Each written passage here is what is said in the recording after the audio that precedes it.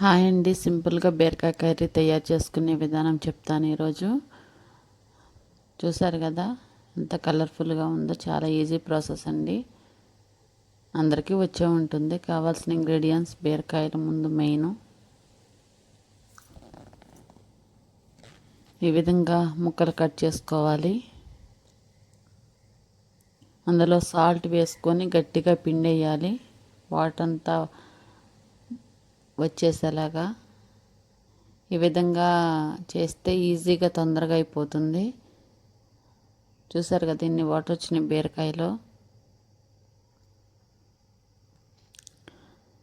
ఆ తర్వాత stove అంటించుకొని pan పెట్టుకొని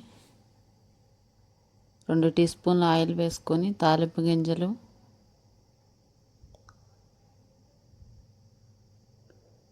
బీరకాయ కర్రీకి పచ్చిమిరపకాయలు చాలా బాగుంటుందండి టేస్ట్, ఎండుమిరపకాయల కన్నా.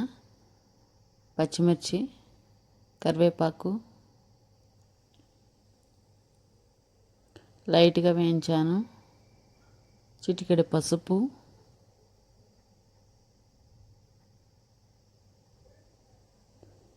ఉల్లిపాయ ముక్కలు ఎక్కువ వేసాను కాబట్టి కొంచెం ఎక్కువసేపే ఉడుకుతుంది కర్రీ. నా వీడియో నచ్చినట్లయితే లైక్ చేయండి, షేర్ చేయండి, సబ్స్క్రైబ్ చేయండి. ప్లీజ్ ఎంకరేజ్ చేయండి. ఉల్లిపాయ ముక్కలు గోల్డెన్ కలర్ రావాలి. ఆ తర్వాత బీరకాయ ముక్కలు వేసాను, పిండేసి పక్కన పెట్టినవి. ఈ విధంగా తయారు చేస్తే చాలా ఈజీగా 10 మినిట్స్లో అయిపోతుంది కర్రీ.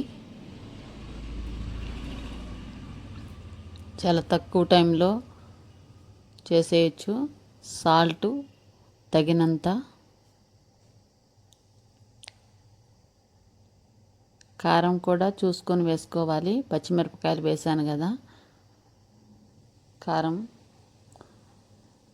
అంతేనండి, అయిపోయింది బీరకాయ కర్రీ.